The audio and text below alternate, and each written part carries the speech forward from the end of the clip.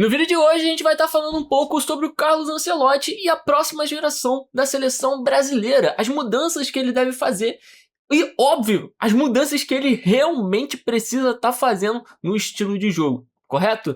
Bom, a gente tem uma janela de transferência muito importante para jogadores brasileiros que com certeza vão estar nessa seleção ou já deveriam estar dentro dessa Copa do Mundo, que infelizmente a gente saiu. Então deixa seu like, se inscreve, vem comigo, vamos falar um pouco sobre a minha visão, né, dentro da seleção brasileira e o que eu acho que pode estar mudando. Bom, de fato, todo mundo concorda que essa geração da seleção brasileira, ou também outra geração, foi uma bosta, né? A gente sabe que esperava muito mais dessa geração, que poderiam estar demonstrando mais, e no final, irmão, foi triste. No final, quem carregou foi realmente o Neymar, cara. Esses anos todos, Neymar fez tudo sozinho na seleção brasileira. A gente pode ter tido um jogador ou outro que ajudou, mas realmente, sem ele, a seleção brasileira não funcionou. E é triste, né? Querendo ou não, a gente ter perdido o Neymar da forma como que foi. Infelizmente, físico, escolhas, e é isso. Não tem o que fazer, galera. Nossa geração não foi boa sem ele. E agora a gente já tem que estar pensando na próxima e no que o Carlos Ancelotti precisa estar fazendo. Porque realmente a forma como ele jogou na Copa do Mundo e principalmente contra a Noruega, irmão, foi totalmente errado. Não dá para a seleção brasileira ter 34% de posse de bola. Independente que não tenha aquele jogador que segure mais a bola, né? Vamos dizer como um jogador como o Odegaard, que tem um calibre ali a mais com a bola. Beleza? E claro, questão de centroavante, questão de atacante também pode ter prejudicado nesse sentido. Vamos estar falando sobre algumas coisas aí que aconteceu dentro da Copa do Mundo, que a gente espera que mude e o que realmente vai estar mudando, né? Porque, irmão, não tem como. Não tem como. Essa geração aí decepcionou. Bom, falando um pouco de jogadores dessa Copa do Mundo, a gente viu ali um Igor Thiago entrando por conta de 15 minutos, que jogou bem, né? Certo amistoso e tudo mais, e ganhou a vaga da Copa do Mundo, tirando a vaga de João Pedro, que teve aí um ciclo grande dentro da seleção, jogos, não conseguiu transformar em gols, mas o Chelsea também despencou, mano. Foi horrível o que aconteceu com o Chelsea nesse final de temporada e que isso também deve ter batido de frente, né, com o Igor Thiago indo, estando num momento melhor, vamos dizer assim, né? Mas realmente o Igor Thiago nem foi mais para campo, e isso aí a gente pode perceber o porquê. Luiz Henrique também deve ter perdido oportunidades por conta que o Wesley saiu de lesão, né? E a gente sabe que o Danilo ali não é um físico muito bom e o Ryan consegue fazer essa parte muito melhor que o Luiz Henrique, né? E o Ryan é um cara mais equilibrado, seja no ataque, na defesa, ele consegue estar fazendo ali por conta desse físico e rigoroso também, né? Então isso foi muito interessante para o Ryan tomar essa vaga titular. A gente sabe que ali na direita também tem o Estevão. Irmão, essa parte da direita de atacante, acho que tá bem equilibrado, correto? Lateral, na direita, acho que tá ok, né? A gente vai precisar renovar a lateral esquerda, com certeza. Lateral direito, quem quiser vir, pode estar vindo, que a gente precisa de teste, mas realmente as laterais a gente vai precisar de testes e que dê certo, né? Acho que faltou muito de um lateral que consegue fazer mais coisas, seja mais criativo, parte ofensiva, defensiva, e que precise dar mais sangue, assim, dentro de campo, né? Por mais que ali o Douglas Santos foi muito bom, conseguiu fazer o seu feijão com arroz muito bem, mas claro que sempre falta um pouco a mais, né? Olha, uma parada que eu posso estar um pouco preocupado é na parte dos goleiros.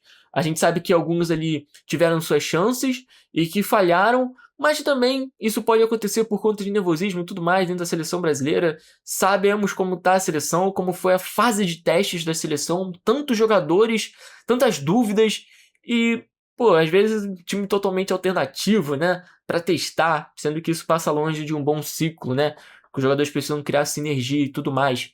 Mas realmente, galera, deve estar vindo ali Hugo Souza, pode estar vindo também ali o goleiro do Palmeiras, Carlos Miguel. Então, acho que no final, acho que vai ficar entre esses dois mesmo, né? E acredito que o Alisson tenha que continuar, tá? Porque a gente tem que tomar muito cuidado com a troca de gerações. A gente teve uma geração ali do Ronaldinho que parou muito cedo, né? Em certos momentos, jogadores tiveram que sair rapidamente, quiseram sair rapidamente da seleção e a gente não teve uma transição. O Neymar também, ele meio que pegou a camisa sozinho, vamos dizer assim, um pouco ainda, junto com o Coutinho ali numa época também, conseguiu dividir, né, um pouco essa, não competição, mas o esforço, vamos dizer assim, o peso, entende?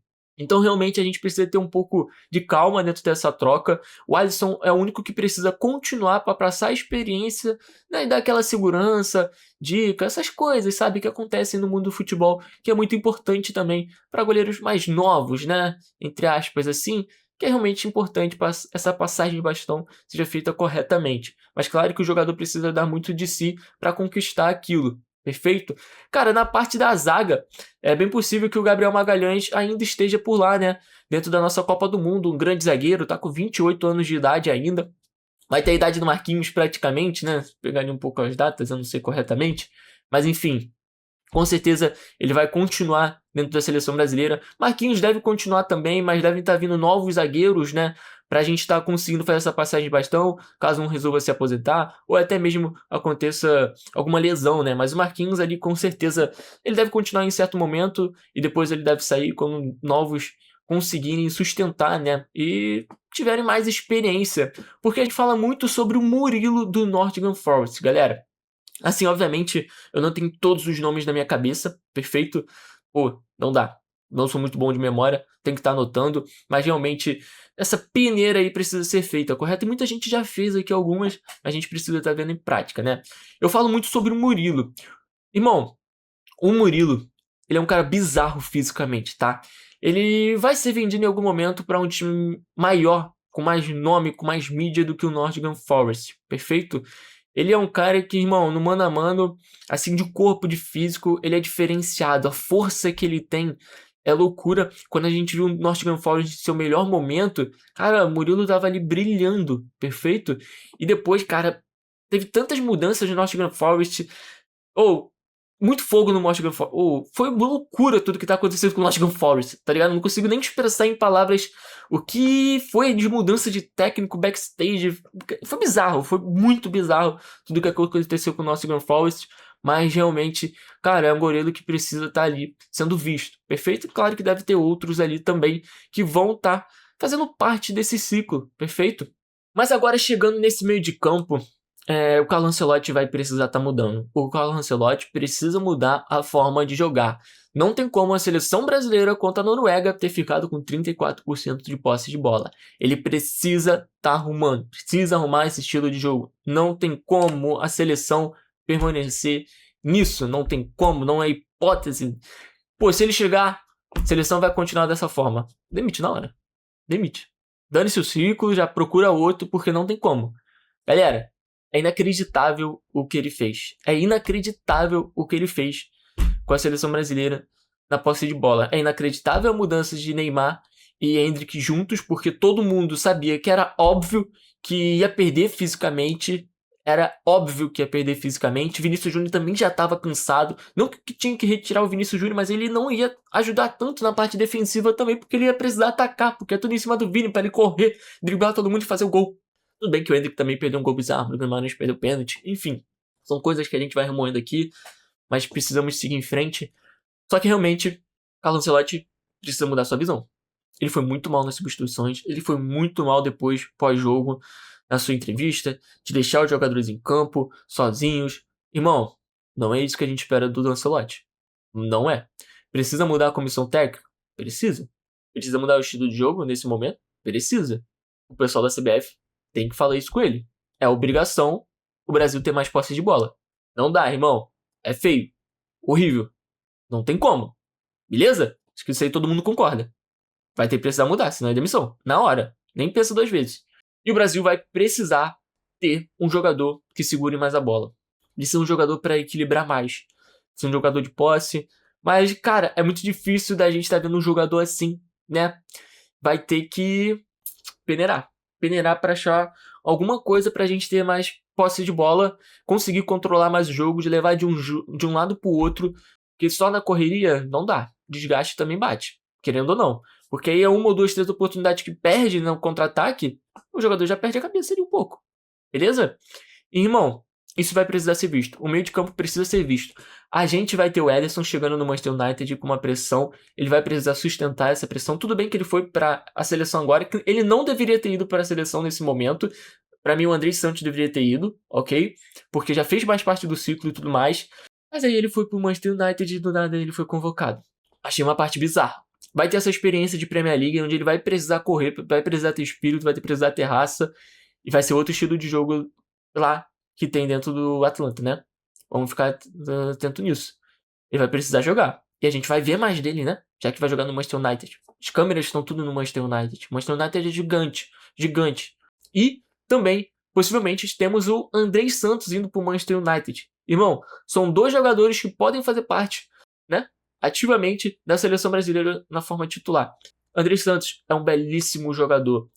Tudo que ele conseguiu fazer pelo Vasco. Quando ele jogou pelo Estrasburgo, irmão, foi um dos melhores também. Perfeito. Conseguiu comandar. Conseguiu fazer gols. Andrei Santos é muito bom de bola. Vale lembrar que o Chelsea é uma bagunça. Ou pelo menos era. A gente não sabe como vai ser o Chelsea agora com o Xabi Alonso, né? Porque agora ele é manager, não é só coach. Manager, ele consegue fazer muito mais. Era diferente do que acontecia dentro do Real Madrid, né? Onde ele era só coach. Ele vai vir como manager por dentro do Chelsea. Vamos ver como é que vai estar lidando com isso. E o Chelsea, cara, tem muito jogador. Tem muito jogador. Tirando o fato que o Caicedo foi comprado por um valor gigantesco, né? Enzo Fernandes é um líder dentro de campo também. E claro, Chelsea não está participando de competição nenhuma europeia, se eu não estou enganado. E isso vale também pro Andrei Santos ter ido pro Manchester United. Mas aquilo vai ter um peso muito maior, tá? Acredito. Porque eu sou torcedor do Manchester United, então eu vou falar que é muito maior que o Chelsea, beleza? Mas eu amo o Chelsea também, beleza? Eu gosto de assistir muito jogos ali da Premier League com os times, mas realmente o Chelsea estava me dando muito estresse, porque eu queria ver o Andrei Santos, eu gosto de ver o João Pedro, mano, eu gosto de ver jogadores brasileiros, então eu assisto os times, mas enfim, pô, caraca, o Lampard era sinistro, né? Que loucura. Mas enfim, vamos deixar isso um pouco de lado. Galera, Andrei Santos agora também vai pro Manchester United, vai pegar uma camisa, pode ser titular, e o Manchester United está conseguindo se equilibrar novamente. Isso vai ser muito importante para a seleção brasileira ter esses 2 jogadores no Manchester United. E o pessoal não vai mais poder falar, né, sobre camisa, peso e tudo mais. Os jogadores estão indo para times melhores. Então, irmão, é uma reconstrução. De novo, Andrei Santos vai fazer parte do ciclo e vai estar saindo no final. Cara, é bizarro, né? É bizarro como funcionou um pouco dessa seleção de jogadores.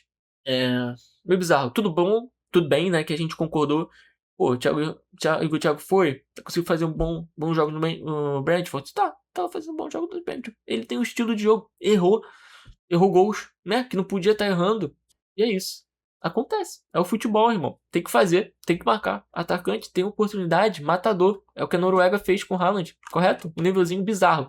Então a gente vai precisar arrumar esse meio de campo com certeza para ter mais a posse de bola. Bruno Guimarães, ele tem que continuar. Mano, Bruno Guimarães é muito bom. Perfeito? Bruno Guimarães é gigante, cara.